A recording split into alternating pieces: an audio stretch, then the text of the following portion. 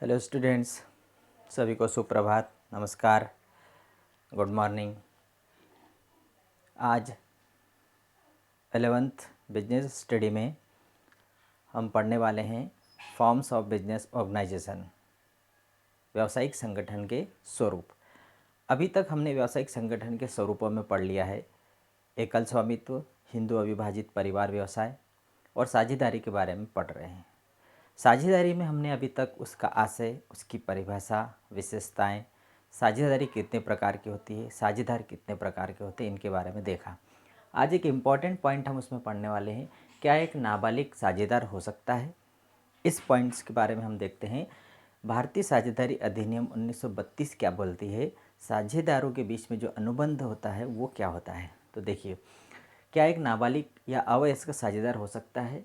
तो भारतीय साझेदारी अधिनियम के अनुसार साझेदारी का निर्माण साझेदारों के परस्पर प्रबंध के आधार पर होता है। साझेदारों के आपस में जो प्रबंध होता है, जो समझौता होता है, उसके आधार पर साझेदारी का निर्माण होता है। और इसलिए यह आवश्यक है कि साझेदार भारतीय अनुबंध अधिनियम के अनुसार अनुबंध करने की क्षमता रखता हो,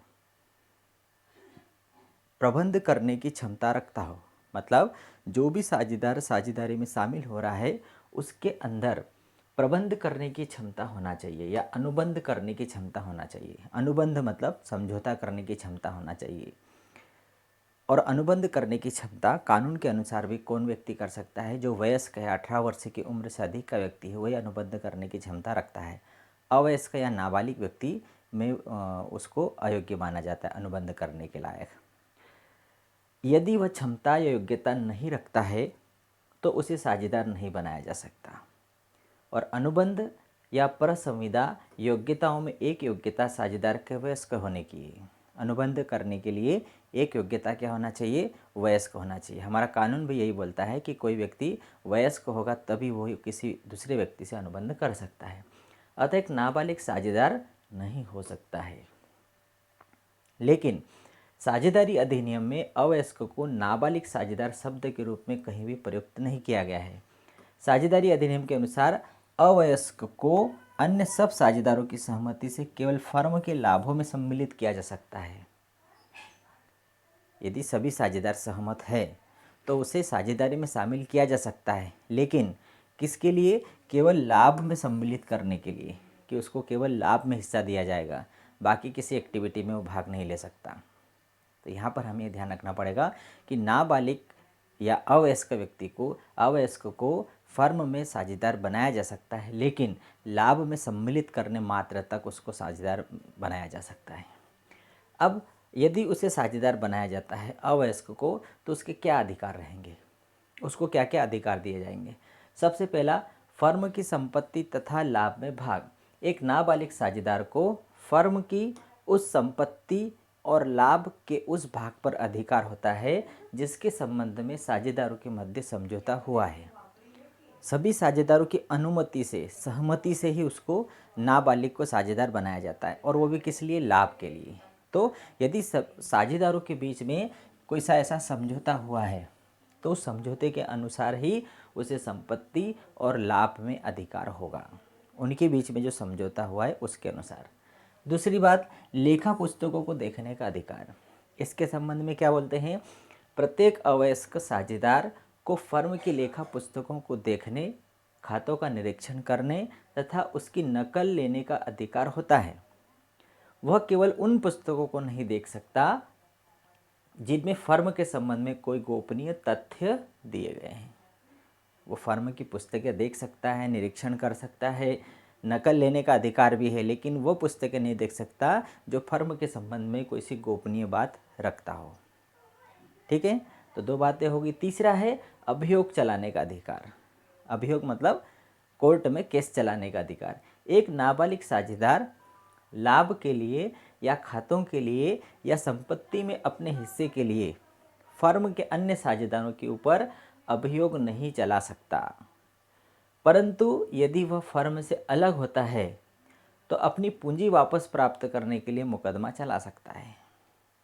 वह अन्य साझेदारों के विरुद्ध लाभ के लिए, संपत्ति के लिए वह अन्य साझेदारों के विरुद्ध मुकदमा नहीं चला सकता, अभियोग नहीं चला सकता। लेकिन यदि वो फर्म से अलग हो रहा है, फर्म छोड़ कर जा रहा है, तो उसने जो पूंजी लगाई है वो पूंजी वापस प्राप्त करने के लिए वो कोर्ट में मुकदमा लगा सकता है, केस लगा सकता है।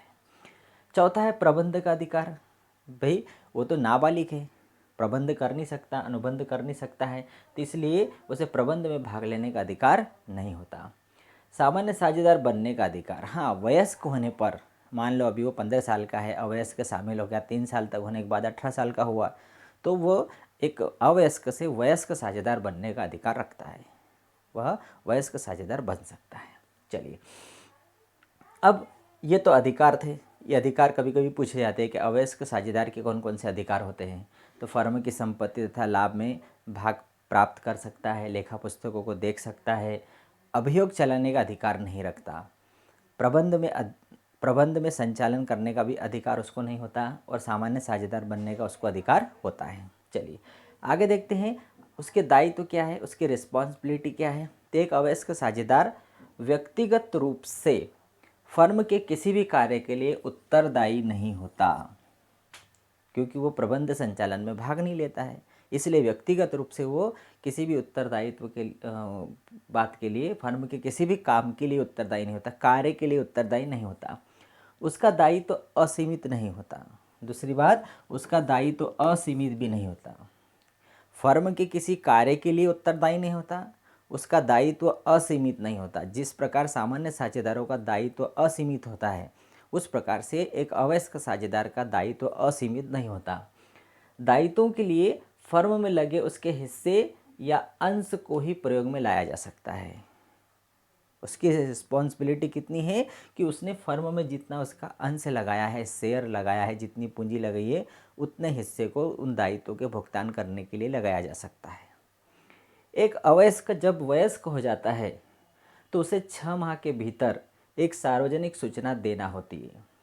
ये उसके दायित्व है। अवयस्क साझेदार की क्या दायित्व है कि वो फर्म के किसी भी कार्य के लिए उत्तरदायी नहीं है, उसका दायित्व असीमित नहीं होता है।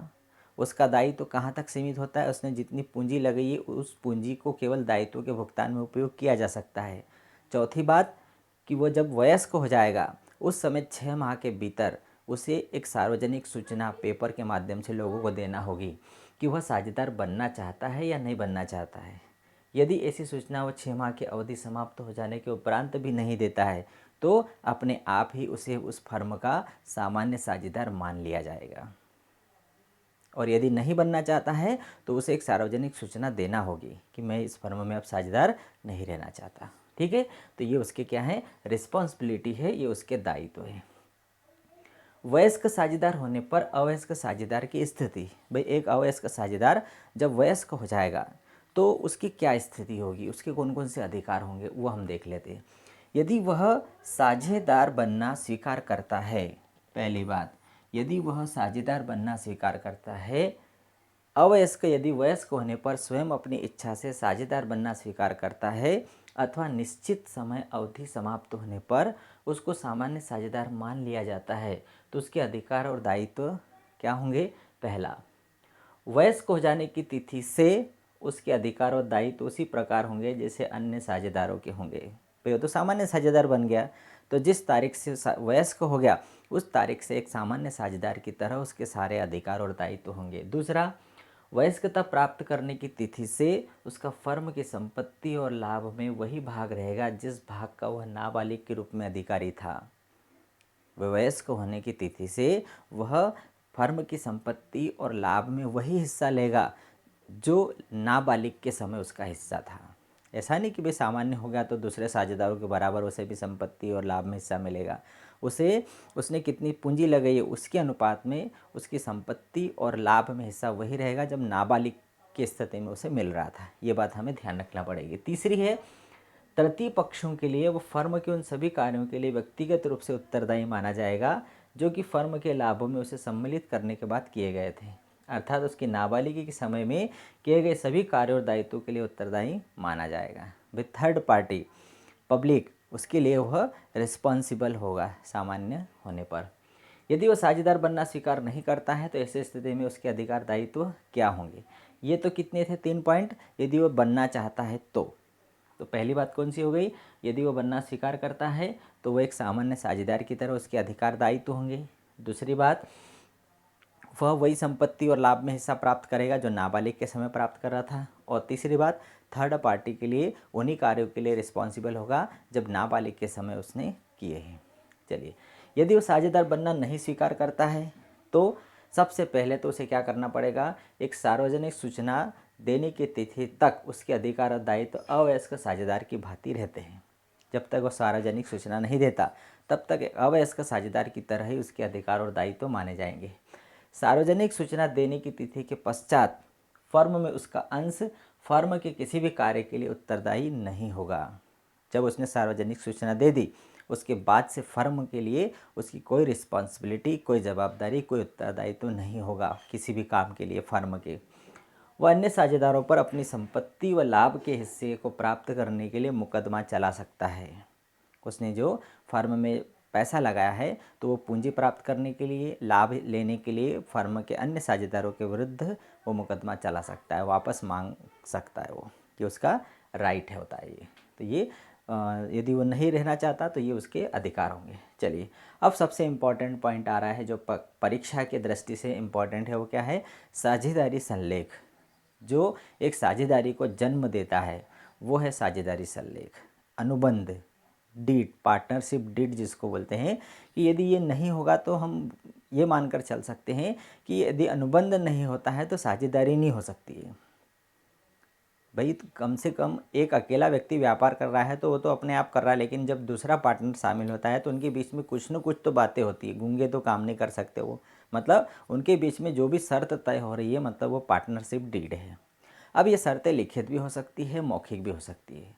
तो साझेदारी संलेख जब कम से कम 2 और अधिक से अधिक 50 लोग मिल करके किसी व्यापार को करने के लिए सहमत होते हैं, लाभ को बांटने के लिए सहमत होते हैं, तो उनके बीच में जो शर्तें तय होती है वही शर्तें साझेदारी अनुबंध कहलाती है, साझेदारी संलेख कहलाती है, साझेदारी समझौता कहलाती है, साझेदारी प्रसंविदा कहलाती है, या पार्टनरशिप डीड कहलाती है।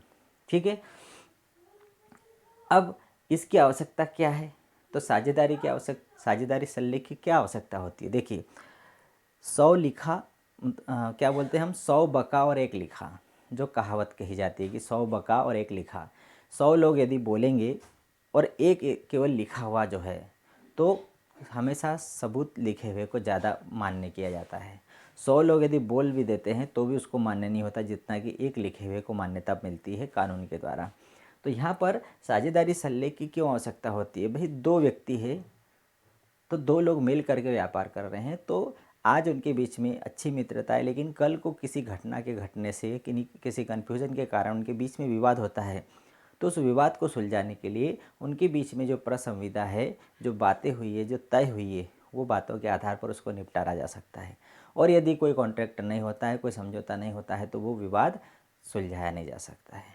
तो इसलिए साझेदारी अधिनियम के अनुसार साझेदारी व्यवसाय में अनुबंध या आपसी समझौता होता है जो मौखिक और लिखित हो सकता है। साझेदारी समझौता लिखित भी हो सकता है और मौखिक भी हो सकता है। यद्यपि समझौते का लिखित होना अनिवार्य नहीं है, परंतु आवश्यक है कि यह लिखित हो। क्यों? क्योंकि भविष्य में साझेदारों के लिए बहुत उपयोगी सिद्ध होता है। लिखित और मौखिक दोनों हो सकता है, ऐसा कंपलसरी नहीं है कि लिखित ही होना चाहिए, लेकिन लोगों का जो अनुभव बोलता है कि लिखित ज़्यादा अच्छा होता है। चलिए, अब इसमें कौन कौन सी बातें आती है साझेदारी संलेख में। तो साझेदारी संलेख का कोई निश्चित प्रारूप नहीं है, लेकिन उसकी आवश्यकताओं को ध्यान में रखते हुए इसमें कौन कौन सी बातें आनी चाहिए। तो देखिए, उसके करीब बहुत सारे पॉइंट्स दिए गए हैं, करीब 22 पॉइंट्स दिए गए हैं। साझेदारी संलेख में कौन कौन सी बातें आना चाहिए, तो उसके 22 पॉइंट हैं, वो हम देखते हैं। सबसे पहला, साझेदारी संलेख में फर्म का नाम और पता होना चाहिए, कि फर्म का क्या नाम होगा, उसका ऑफिस का एड्रेस क्या होगा। दूसरी बात, साझेदारों के नाम और पते, पार्टनरशिप में जो पार्टनर है उनके क्या क्या नाम हैं, उनके क्या एड्रेस है, वो भी होना चाहिए। तीसरा, व्यवसाय का क्षेत्र और प्रकृति क्या होगी, मतलब व्यवसाय का क्षेत्र स्थानीय होगा, प्रांतीय होगा, राष्ट्रीय होगा, अंतर्राष्ट्रीय होगा, ये उसका क्षेत्र स्पष्ट होना चाहिए। और प्रकृति, किस टाइप का व्यापार होगा, कौन सी वस्तु का व्यापार करेंगे, ये उसमें स्पष्ट करना पड़ता है। साझेदारी की अवधि, साझेदारी कितने समय के लिए शुरू की जा रही है? 1 वर्ष, 2 वर्ष, 5 साल, अनिश्चित काल, ये बताना पड़ेगा। साझेदारों द्वारा पूंजी का योगदान, कौन साझेदार कितनी पूंजी लेकर आएगा, ये भी उसमें लिखना होता है। साझेदारों में लाभ विभाजन का अनुपात, जब पार्टनर व्यापार करेंगे उनको लाभ होगा, तो उस लाभ को किस अनुपात में बांटेंगे? बराबर बराबर बांटेंगे, या कुछ निश्चित रेशो रहेगा, या कुछ परसेंटेज रहेगा कि ये इतना लेगा, ये इतना लेगा। भाई हम खुद भी आपस में जब कोई काम करते हैं तो हम पहले डिसाइड कर ले कि भाई इतना मुझे चाहिए, वो बोलता है इतना मुझे चाहिए। तो ये जो निश्चित कर लिया जाता है वो कहलाता है लाभ विभाजन अनुपात। ये भी उसमें साझेदारी सल्लेख में देना पड़ता है ताकि बाद में विवाद न हो। साझेदारों द्वारा ऋण प्राप्त करने की सीमा और उस पर ब्याज दर, यदि कोई साझेदार फर्म से ऋण लेना चाहता है तो वो कितना ऋण ले सकता है और उस पर उससे कितना ब्याज लिया जाएगा, ये भी उसमें लिखा जाता है। साझेदारों द्वारा आहरण की सीमा और ब्याज की दर, ये वाली बात ये हो सकती है कि कोई साझेदार फर्म को कितना ऋण दे सकता है और उस पर कितने प्रतिशत ब्याज लिया जाएगा। साझेदार यदि आहरण करता है तो आहरण पर कितना ब्याज लिया जाएगा। साझेदारों को यदि कोई वेतन या कमीशन देना हो तो किस साझेदार को कितना वेतन दिया जाएगा, कितना कमीशन दिया जाएगा। फिर साझेदारों की पूंजी पर कितने प्रतिशत से ब्याज दिया जाएगा। जो साझेदार फर्म में पूंजी लगा रहे हैं तो उन्हें पूंजी पर वर्ष भर में कितना ब्याज दिया जाएगा, 5%, 6%, 12%, 15%, ये अभी तय करना पड़ेगा। 11 नंबर का पॉइंट है साझेदारों में कार्य का वितरण। भाई सभी साझेदार काम करेंगे, फर्म का संचालन सभी करेंगे, या सभी में से कोई एक को जिम्मेदारी सौंपी जा रही है कि यही व्यक्ति करेगा, ये भी डिसाइड करना पड़ेगा। लेखा पुस्तकों को रखने की व्यवस्था, लेखा पुस्तकें किस प्रकार से रखी जाएगी, ये तय करना पड़ेगा। लेखा पुस्तकों का ऑडिट कब होगा, कौन करेगा, ये भी तय करना पड़ेगा। साझेदारों के अधिकार, कर्तव्य और दायित्व क्या होंगे, कौन से साझेदार के क्या अधिकार, दायित्व, कर्तव्य होंगे। नए साझेदार के प्रवेश संबंधी नियम, नए साझेदार, यदि कोई नए साझेदार को एडमिशन दिया जाता है, प्रवेश दिया जाता है, तो उसके क्या नियम होंगे। सभी की सहमति से उसको प्रवेश दिया जाएगा, उसको कितना हिस्सा दिया जाएगा, वो कितनी पूंजी लाएगा, कितनी ख्याति लाएगा, ये सारी बातें बताना पड़ेगी। साझेदार मान लो किसी साझेदार की आकस्मिक डेथ होती है तो उसका हिसाब किस तरीके से किया जाएगा, कितना प्रॉफिट दिया जाएगा, किस प्रकार से उसके पैसा लौटाया जाएगा, ये बातें तय होना चाहिए। साझेदार द्वारा अवकाश ग्रहण करने संबंधी नियम, यदि कोई फर्म से रिटायर होता है, फर्म से अलग होता है, तो उस समय उसका हिसाब किताब किस प्रकार से किया जाएगा। फर्म की ख्याति की गणना किस विधि से की जाएगी, फर्म के समापन की विधि क्या होगी। अभी हम ये 11th में 12th में इसके पूरे गणित दिए गए हैं फर्म से रिलेटेड। तो फर्म के समापन की अलग अलग विधियाँ हैं कि फर्म का समापन कब माना जाएगा। कोई एक सूचना दे देगा कि फर्म को समाप्त किया जाता है तो समाप्त हो जाएगी, कोर्ट के द्वारा समापन होगा, सभी की सहमति से समापन होगा, निश्चित समय समाप्त होने पर समापन होगा, किस प्रकार से फर्म समापन माना जाएगा। धोखाधड़ी या अनुचित कार्यवाही करने पर साझेदार को फर्म से निकालने, उसका हिसाब करने की व्यवस्था। यदि कोई साझेदार गलत काम करता है, धोखाधड़ी करता है, तो उसे फर्म से निकाला जा सकता है या नहीं। साझेदारों में परस्पर मतभेद या झगड़ा होने पर पंच निर्णय के लिए व्यवस्था, यदि उनके बीच कोई विवाद होता है तो उसका निर्णय किस प्रकार से किया जाएगा, पंच निर्णय होगा या कोर्ट के द्वारा होगा, ये भी पहले ही तय कर लिया जाता है।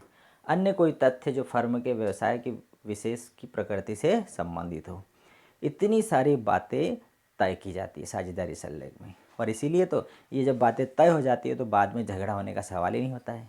क्यों? क्योंकि देख लिख लिए कि जब भी कोई विवाद होगा तो कि भाई ये देखिए हमारे बीच में शर्तें तय हुई है, तो लिखी हुई बात को कोई भी मान लेता है। बोला हुआ बोल देगा कि तुम भूल गए हो या बदल गए हो या तुम गलत बोल रहे हो, ऐसा हो सकता है। इसलिए साझेदारी सल्लेख हमेशा लिखित को ज़्यादा मान्यता मिलती है। ऐसा कंपलसरी नहीं है कि लिखित होना चाहिए, लेकिन लिखित को ज़्यादा मान्यता मिलती है। चलिए आगे देखते हैं साझेदारी सल्लेख के अभाव में लागू होने वाले नियम। अब मान लो साझेदारी सल्लेख बनाना अनिवार्य नहीं है, ऐच्छिक है। अब मान लो उन्होंने साझेदारी का निर्माण किया लेकिन उनके बीच में किसी प्रकार का कोई समझौता नहीं हुआ और व्यापार करने लग गए वो। अब ऐसी कंडीशन में कौन से नियम लागू होंगे? तो साझेदारी जो व्यवसाय है उसके लिए हमारे देश में कानून बना हुआ है, भारतीय साझेदारी अधिनियम 1932। उसमें एक प्रावधान दिया गया है कि जब साझेदारों के बीच में किसी प्रकार का कोई अनुबंध न हो, उस कंडीशन में भारतीय साझेदारी अधिनियम 1932 में जो नियम है वो नियम यहाँ पर लागू होंगे। तो जब साझेदारों के मध्य कोई मौखिक या लिखित समझौता नहीं होता या इस समझौते में कोई बात लिखने से रह जाती है अथवा यह समझौता भारतीय साझेदारी अधिनियम के अनुसार नहीं होता अर्थात गैर वैधानिक होता है तो साझेदारों के अधिकारों, कर्तव्यों, दायित्वों के संबंध में निम्नलिखित नियम लागू होते हैं। कौन से नियम लागू होते हैं? ये नियम अब हम देखते हैं। सबसे पहला नियम दिया गया है ब्याज प्राप्ति। साझेदार ने यदि फर्म को ऋण दे रखा है तो उसे 6% की दर से ब्याज प्राप्त करने का अधिकार है। ये पहला नियम। यदि किसी साझेदार ने फर्म को लोन दिया है तो उसके लोन पर 6% वार्षिक की दर से ब्याज दिया जाएगा। ये उसका अधिकार है, फर्म को लोन दिया है तो। ठीक है, पहली बात। अनुबंध न होने की स्थिति में, हम कौन सी स्थिति में पढ़ रहे हैं? उनके बीच में किसी प्रकार का समझौता या अनुबंध नहीं हुआ है तो उस कंडीशन में पहली बात कि किसी साझेदार ने फर्म को लोन दिया है तो उस लोन पर 6% की दर से ब्याज दिया जाएगा। दूसरी बात, पहला संचालन और प्रबंध कौन सा है? प्रत्येक साझेदार को फर्म के संचालन में भाग लेने का अधिकार रहेगा। प्रत्येक साझेदार फर्म के संचालन में भाग ले सकता है। दूसरा, उसने यदि फर्म को लोन दिया तो 6% की दर से उसे ब्याज दिया जाएगा। तीसरा, साझेदार को फर्म के खाता बही का निरीक्षण करने, उसकी प्रतिलिपि लेने का अधिकार है। चौथा, बने रहने का अधिकार। एक साझेदार को फर्म में साझेदार बने रहने का अधिकार है जब तक कि उसे संलेख के प्रावधानों में अच्छे विश्वास द्वारा निष्कासित न किया जाए, वो साझेदार बना रह सकता है। व्यय आपूर्ति, यदि साझेदार ने फर्म की हानि बचाने के लिए व्यय किया है, फर्म में जो नुकसान होने वाला है उसको बचाने के लिए यदि कोई खर्च किया है तो वह व्यय उचित प्रकार से किया गया है, अर्थात एक विचारवान व्यक्ति ऐसी परिस्थिति में इसी प्रकार का निर्णय लेता है तो उसे वो व्यय प्राप्त करने का अधिकार होता है। फर्म को नुकसान से बचाने के लिए यदि वो कोई खर्च कर रहा है तो वो खर्च प्राप्त करने का अधिकार उसको होगा। लाभ पाने का अधिकार, फर्म में जो भी लाभ होगा उसे बराबर बराबर बांटा जाएगा। ये सबसे इम्पोर्टेंट बातें हैं कि साझेदारी समझौते के अभाव में उनके बीच में लाभ का विभाजन किस प्रकार से किया जाएगा, तो लाभ का विभाजन बराबर बराबर होगा। चाहे वो कुछ भी कहे कि मुझे इतना चाहिए, वो बोले मुझे इतना चाहिए, नहीं, कोई अनुबंध नहीं हुआ है तो हमारे भारतीय साझेदारी अधिनियम 1932 में कानून बनाया गया है, नियम बनाया गया है कि उनके बीच में लाभ का विभाजन बराबर बराबर होगा। संपत्ति में अधिकार, संपत्ति में प्रत्येक साझेदार का अधिकार समान होगा। अवकाश ग्रहण करने या मृत्यु की दशा में साझेदार के अवकाश ग्रहण करने या मृत्यु हो जाने पर उसके उत्तराधिकारी को फर्म के लाभों में से उस समय तक का अपना हिस्सा पाने का अधिकार होगा जब तक कि वह अंतिम समय तक फर्म में था। तो ये जो 8 बातें हैं, ये 8 बातों में सबसे इम्पोर्टेंट बात कौन सी होगी? सबसे पहला तो उसने यदि फर्म को ऋण दिया है तो उस पर 6% की दर से ब्याज दिया जाएगा। किसी भी साझेदार को वेतन, कमीशन, पारिश्रमिक नहीं दिया जाएगा और उनके बीच में लाभ विभाजन का अनुपात बराबर बराबर होगा। ये जो 4-5 बातें हैं हम ध्यान रखेंगे। ऐसी कंडीशन में उनके उत्तरदायित्व क्या होंगे? सभी साझेदारों को संचालन करने का अधिकार है, कर्तव्य निष्ठा से काम करना पड़ेगा, संपत्ति का प्रयोग फर्म के लिए किया जाएगा। क्षतिपूर्ति, यदि कोई साझेदार जानबूझकर लापरवाही करता है जिससे फर्म को हानि होती है तो उस हानि की क्षतिपूर्ति उसे करना होगी। हानि का वहन सभी को मिलकर करना होगा। प्रतियोगी व्यवसाय का लाभ, प्रत्येक साझेदार का कर्तव्य है कि वह कोई प्रतियोगी व्यवसाय न करे। होता क्या है कि वो पार्टनरशिप में शामिल हो गए लेकिन अपना पर्सनल कोई सा बिजनेस अलग से कर रहे हैं, तो यदि पर्सनल बिजनेस करता है तो वो लाभ भी फर्म का माना जाएगा। इसलिए ऐसी कंडीशन में यदि वो किसी व्यवसाय में शामिल है तो वो कोई दूसरा व्यवसाय न करे, नियम ये बोलता है। हिसाब किताब, प्रत्येक साझेदार का कर्तव्य है कि फर्म का हिसाब किताब सही ढंग से रखे, हितों का हस्तांतरण न करे और व्यक्तिगत लाभ, यदि कोई साझेदार फर्म के नाम का प्रयोग करके व्यक्तिगत लाभ प्राप्त करता है तो उसका कर्तव्य है कि वह उस लाभ को फर्म को सौंप दे। ये उसके उत्तरदायित्व होते हैं। ठीक है, अब पंजीकरण से संबंधित बात पढ़ लेते हैं कि साझेदारी का पंजीकरण आवश्यक है या नहीं। तो एक ही बात हम क्लियर बोलते हैं कि साझेदारी का पंजीकरण अनिवार्य नहीं है, ऐच्छिक है। ये बातें कई बार कंफ्यूज कर देती है। एक तो कौन सा हो गया, साझेदारी संलेख होना अनिवार्य है या नहीं, तो साझेदारी संलेख होना अनिवार्य नहीं है। फर्म का पंजीयन होना अनिवार्य है या नहीं, तो फर्म का पंजीकरण कराना अनिवार्य नहीं है। ये दोनों बातें नहीं है। ठीक है, हम उसमें कंफ्यूज ना करें कि ये दोनों कंपलसरी नहीं है, ऐच्छिक है। पंजीकरण से आशय मतलब रजिस्ट्रेशन। भाई हम कोई सा व्यवसाय कर रहे हैं, यदि उसको हमने रजिस्ट्रार ऑफिस में रजिस्ट्रेशन करा लिया है तो हम पूरी तरह से सेफ हो जाते हैं, गवर्नमेंट का हाथ हमारे ऊपर हो जाता है। और यदि हम रजिस्ट्रेशन नहीं कराते हैं और यदि किसी मामले में फंस जाते हैं तो उस समय हमारे व्यवसाय को कोई भी बचा नहीं सकता, हमें कोई बचा नहीं सकता है। इसलिए कानून तो यही बोलता है, लोगों की सलाह भी यही बोलती है, अनुभवी लोगों की सलाह ये बोलती है कि फर्म का रजिस्ट्रेशन करा लेना चाहिए। ये अनिवार्य नहीं है, ऐच्छिक है, लेकिन हमें वैधानिक आवश्यकताओं की, कानूनी आवश्यकताओं से के लिए हमें ये करा लेना चाहिए। चलिए, पंजीकरण का आशय क्या है? भारतीय साझेदारी अधिनियम 1932 की धारा 57 के अनुसार प्रत्येक राज्य में फर्मों के रजिस्ट्रार की नियुक्ति की गई है।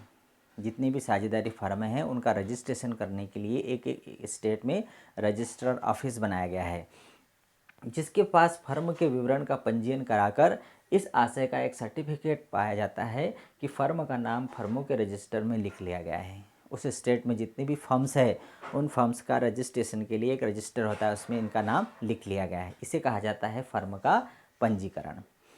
भारतीय साझेदारी अधिनियम के अनुसार फर्म का पंजीकरण कराना अनिवार्य नहीं है। हमारा जो अधिनियम बोलता है कि आपको पंजीकरण कराना अनिवार्य नहीं है, यह ऐच्छिक है, परंतु इस अधिनियम में कुछ ऐसी सीमाओं, अयोग्यताओं का उल्लेख किया गया है जो पंजीकरण को आवश्यक बना देता है। लेकिन कुछ ऐसी बातें आ जाती है कि जिससे उनको पंजीकरण की आवश्यकता महसूस होती है कि करा लेना चाहिए, जबकि वो ऐच्छिक है। ठीक है, तो इसकी क्या विधि है?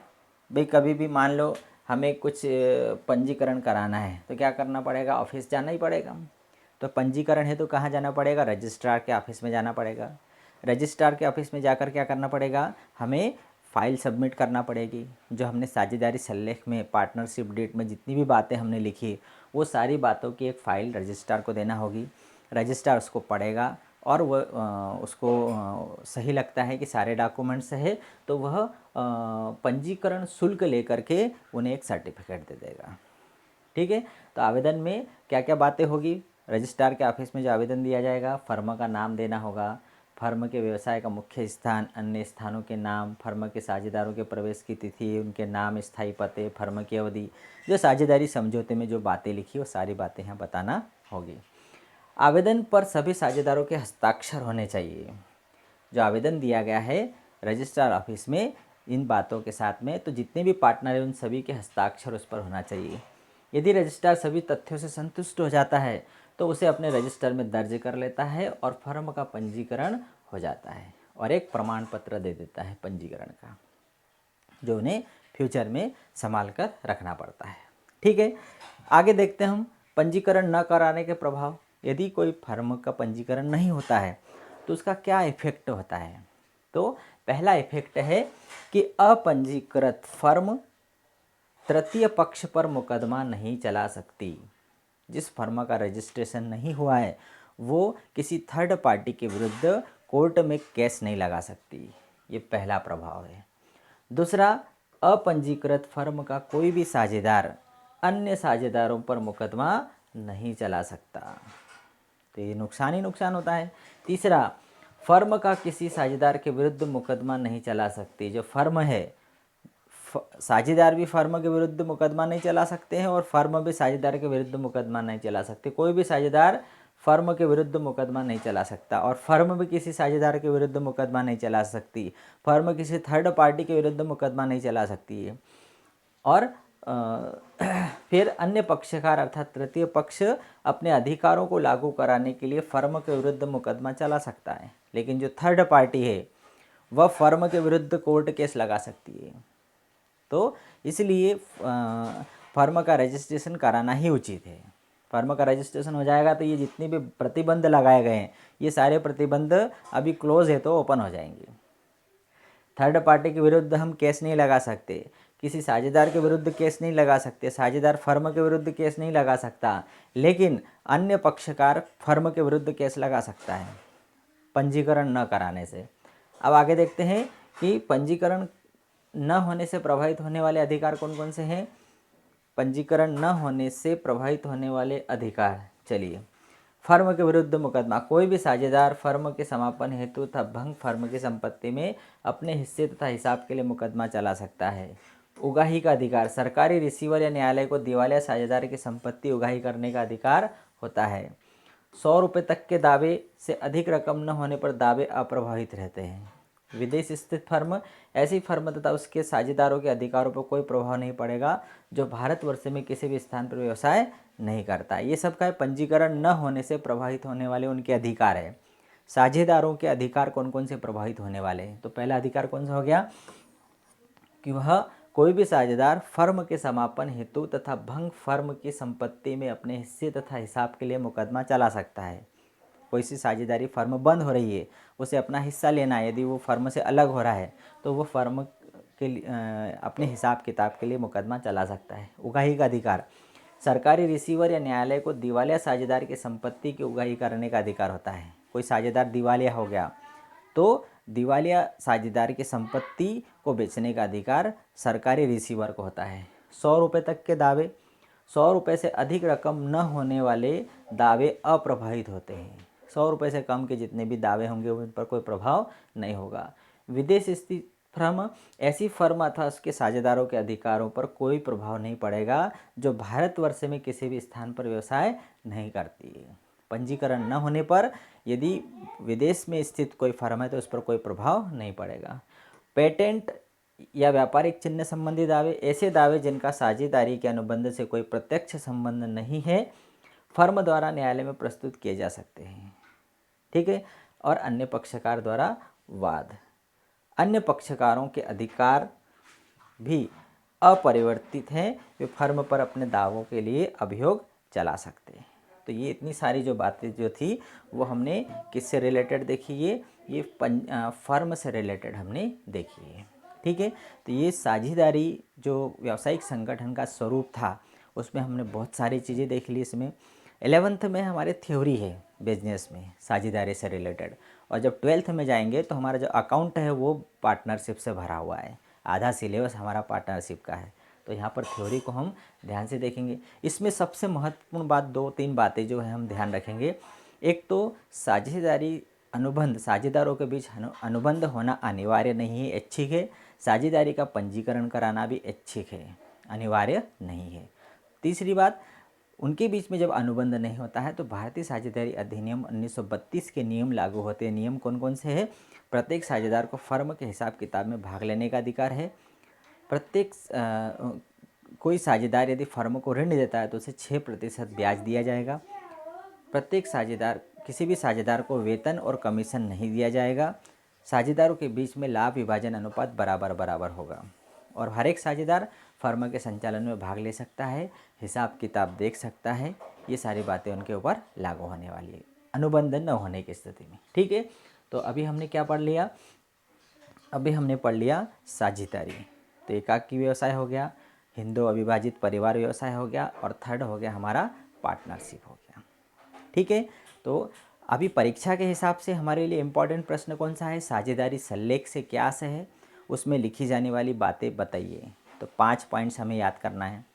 फिर साझेदारी से क्या आशय है, उसकी परिभाषा लिखिए, उसकी विशेषताएं बताइए। ये प्रश्न भी बहुत इंपॉर्टेंट है, तो ये प्रश्न भी आप याद कर सकते हैं कि साझेदारी से क्या आशय है, उसकी एक परिभाषा लिखिए और विशेषताएं, तो 5 विशेषताएं याद कर लेंगे। दूसरा प्रश्न मैंने बताया साझेदारी सल्लेख से क्या आशय है, उसमें लिखी जाने वाली कौन कौन सी आवश्यक बातें हैं। तीसरा प्रश्न साझेदारी समझौते के अभाव में लागू होने वाले कौन कौन से नियम हैं, तो वो 4-5 नियम जो है वो हम याद कर लेंगे। ऐसे ये 3 प्रश्न भी यदि आप लोगों ने याद कर लिए तो ये जो यूनिट है हमारी कंप्लीट हो जाएगी। ठीक है। Okay, bye, thank you.